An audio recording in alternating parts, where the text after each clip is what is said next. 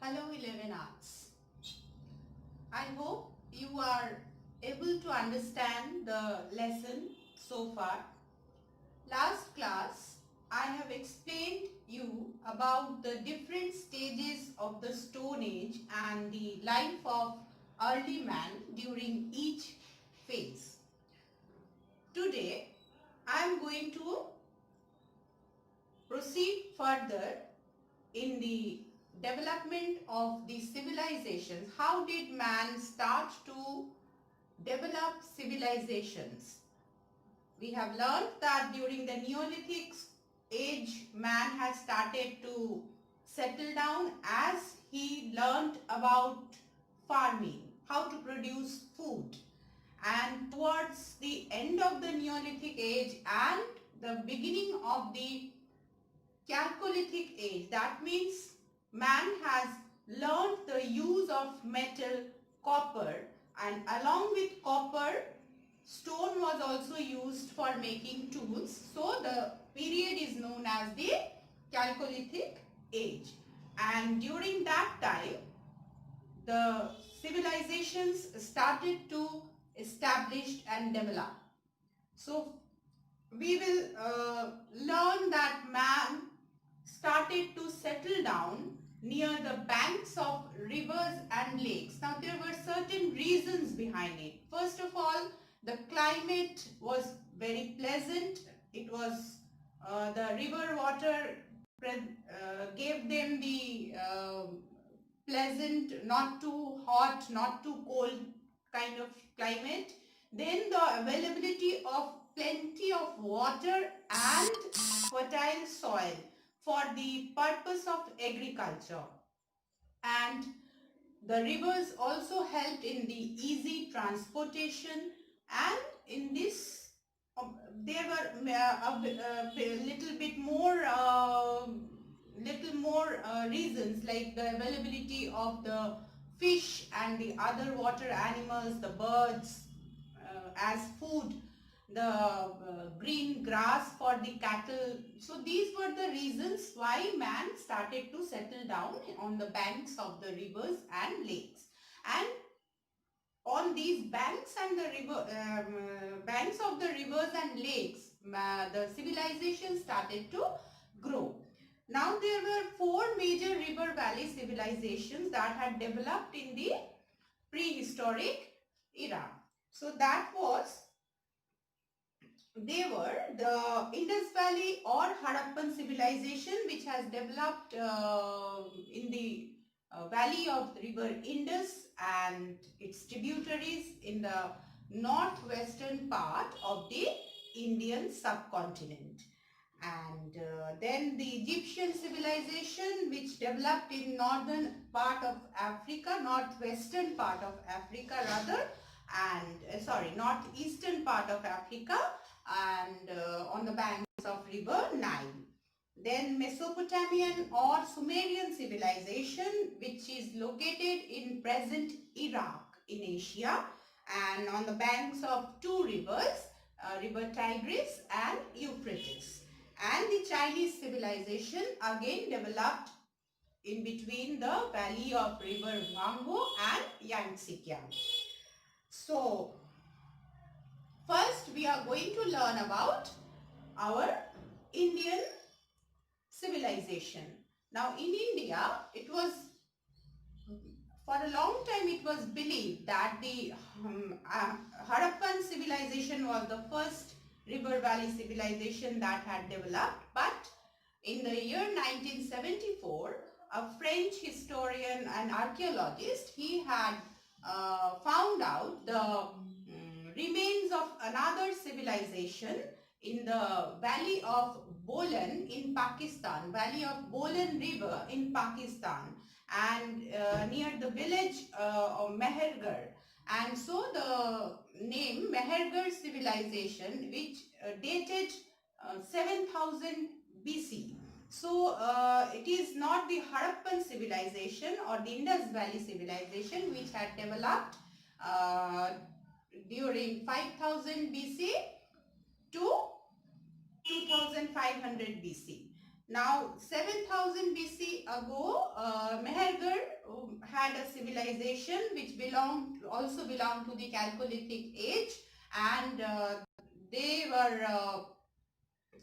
were considered to be the ancestors of the Harappan people.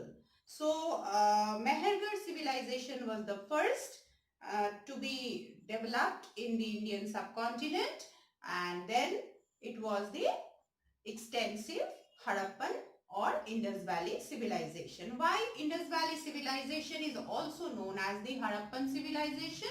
Because Harappa was the first city or site to be developed, to be discovered, and after that the similar kind of sites were discovered along the bank of river Indus and its tributary. So because Harappa was the first site to be discovered, so the remains were similar. That is why the historians and archaeologists named this civilization as the Harappan civilization.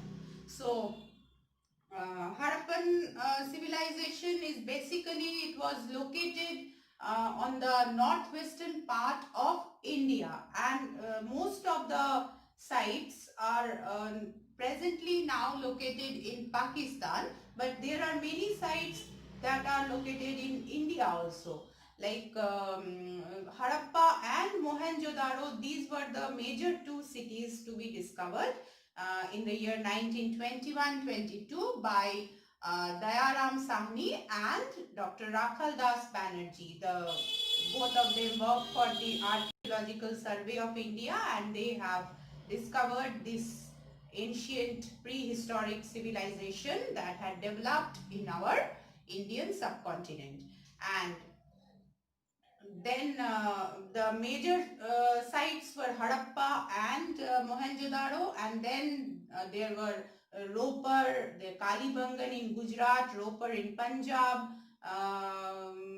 Dholavira also in Gujarat. So there are many other sites. Lothal also in Gujarat. Lothal was a dockyard, that means a harbor or port of the Harappan civilization, which indicates that the Harappans knew how to sail the boats and the ships, and they had the trade relationship with the other civilizations also. Overseas trade and commerce used to be done by the Harappan people. Now the Harappan people, the features of the Harappan civilization, the most outstanding feature we have to know that the Harappan civilization was the first urban civilization. That means these people were city people. These areas, these sites are all towns and cities.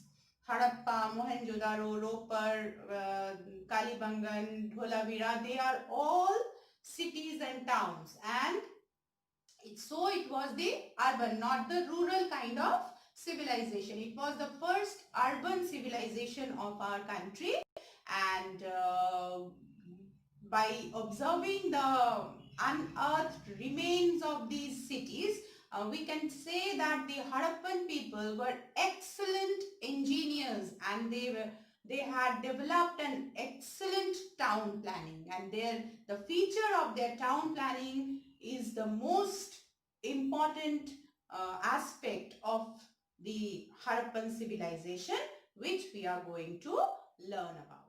Now, the Harappan towns were divided into two parts. The major part, the important part of the town was situated in an upper level, which was known as citadel, and it was fortified. The important buildings like the public bath, the houses of the important people, the community center, the granaries, they were all situated in this area. Around this citadel, the lower town was situated, which was the other part of the town, and there the common people used to live, and the houses were all built up of burnt bricks, either sun-baked or burnt, and the streets were all rectangular in shape. They intersected each other at 90-degree angle, and they were paved, and the corners were rounded off so that the carts used to move around very smoothly. And there were provision for the street lights, there were the provision for the dustbins in front of each house, and the houses itself were very unique. The houses had a courtyard, and the rooms were all situated around that courtyard, and the rooms had no basically there were no windows, only there were doors to the rooms, and they all opened to the courtyard. Each house had a kitchen, a bathroom, a well, so that it was well equipped.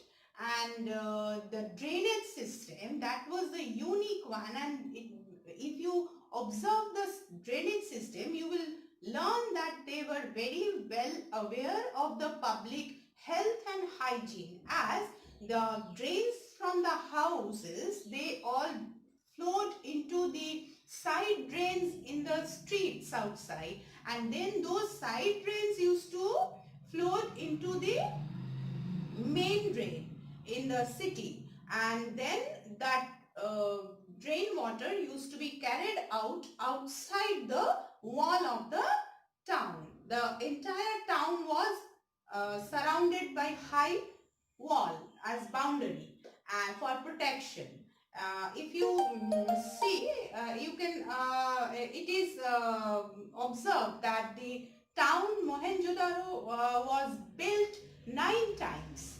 It was destroyed 9 times and it was built 9 times, and in the same manner. And there was the high wall for the protection from the outside attacks, as well as the protection from the floods from the river. And the streets were paved, as I have already said. The street lights were there, and the drainage system also. The drain, they had manholes at regular intervals, and the drains were not open drains. They were all covered with the stone slabs, and there were manholes at regular interval for the cleaning purpose. So the Harappan people, they had this sense of health and hygiene, and the houses, the public houses, we come across 2 important public houses. One is situated at Mohenjo-daro, another one is situated at the city of Harappa. The first, the Mohenjo-daro, it is a community swimming pool. It is a great bath. It is known as Great Bath. It is a huge swimming pool, the tank, and there are steps to go down into the tank, and there are drains to drain out the water.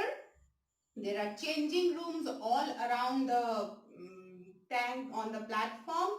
So it is believed that they used it for the religious purpose, for joining in any religious purpose. They used to gather and take bath, and then they used to go for that religious ceremony. And then at Harappa, we come across the huge granary, the Great Granary. It is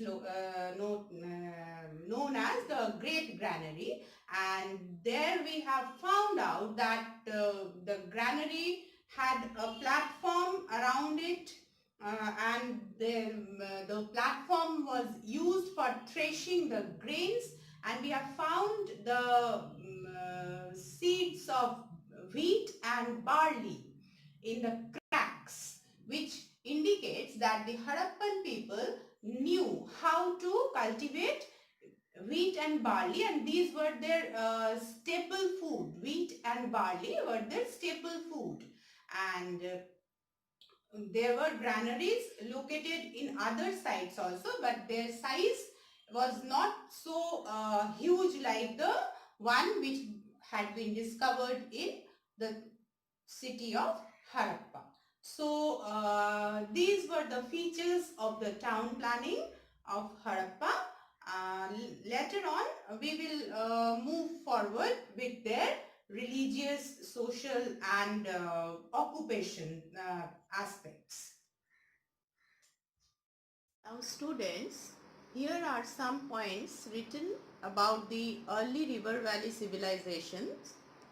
So you note them down along with the PDF that I am giving you for your reference.